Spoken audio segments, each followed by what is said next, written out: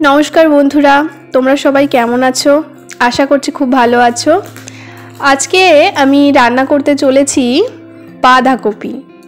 বাঁধাকপি এই শীতকালের একটা খুবই লোভনীয় সবজি।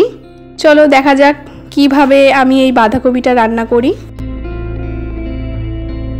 প্রথমে কড়াইতে একটু তেল দিয়ে নেব, ওর মধ্যে ফোড়নের তেজপাতা, শুকনো লঙ্কা আর গোটা জিরে দিয়ে দেব। এবার কেটে রাখা গাজর আর আলু ওর মধ্যে দিয়ে দেব। তারপর সামান্য নুন আর হলুদ দিয়ে আলু আর গাজরটাকে ভালো করে ভেজে নেব। আর কিছুটা গরম মশলা একটু দিয়ে দিলে ভালো হয় তেলে, ওটা আগেই দিতে হতো, যাই হোক আমি দিয়ে দিলাম।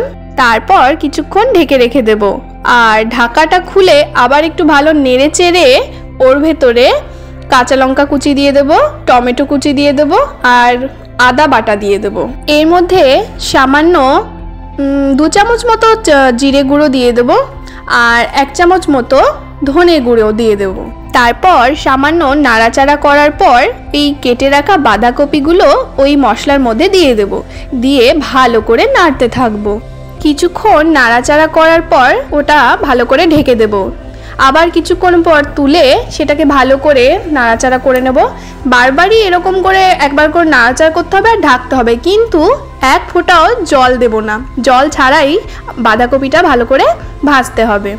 জল দিলে কিন্তু খাবারের স্বাদটা একটু মরে যায়, যার জন্য জল ছাড়াই ভালো মতো আমাকে বাঁধাকপিটা ভাজতে হবে। তারপর আবার ঢাকাটা খুলে একটু নাড়াচাড়া করে নিয়ে এর ভেতরে পরিমাণ মতো একটু চিনি দিয়ে দেব, একটু দিয়ে দেব ঘি আর দিয়ে দেব গরম মশলা।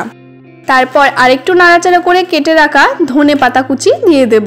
তারপর ভালো করে ঘেটে নিয়ে আমাদের রেডি হয়ে যাবে বাঁধাকপির তরকারি। আর বাঁধাকপিটা খেতে কিন্তু হেভি টেস্টি হয়েছিল।